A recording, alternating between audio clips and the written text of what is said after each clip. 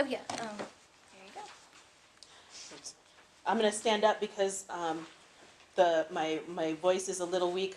I've been talking a lot yesterday and today. I don't know why that is, but so I was just going to start with an overview of the organization of NSF, just for those of you who might be seeking funding opportunities in your discipline areas.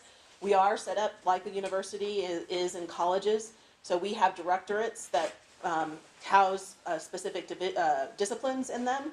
So if you are in the biological sciences, that would be their first line of trying to find a funding program for you, is to look for where it sits in the directorate.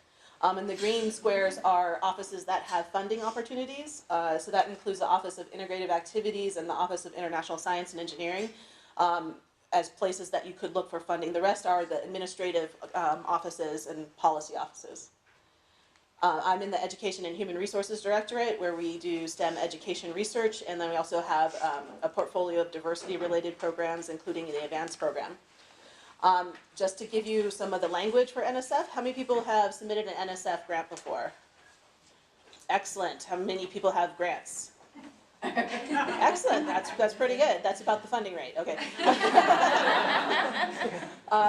So if you may have responded to a program description, a program announcement, or a program solicitation, or even maybe a Dear Colleague letter to submit that proposal, I just wanted to make sure that you're aware that we have different mechanisms to offer funding opportunities, and so you should be looking at all of these as options for you.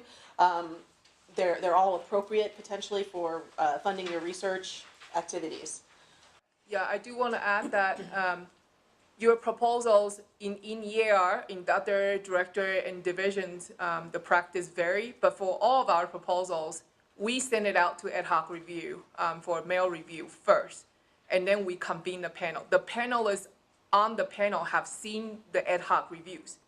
So those are the specialists who knows. And if you have multiple ones, that's one of the things that I spend most of my time on, is to really find those ad hoc reviewers who can comment on specific aspects of a particular proposal. And so I think there sometimes is this sentiment that, well, my ad hoc review is excellent, and yet I'm not ranked as high on the panels.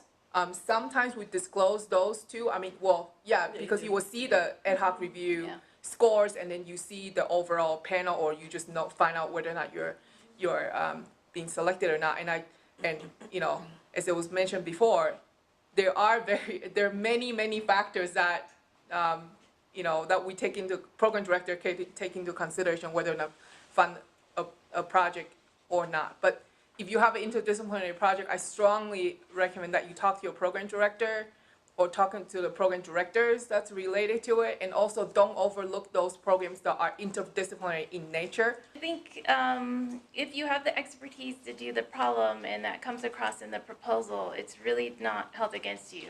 Like, it could be, but I also think having the seniority does make that case for expertise. This is one of the evaluation criteria of NSF. It makes it a little bit easier because they're so established, so well known. But if you can do that with your publications, if you can do that with your explanation, then I've had large, over $1 million grants funded with all junior faculty, and I've also, like a team of 3. I've also had ones, larger ones with senior faculty, and I was a junior on it, and so I think it kind of depends. You just have to make that case that you guys have the expertise to handle that problem and the ability to do it.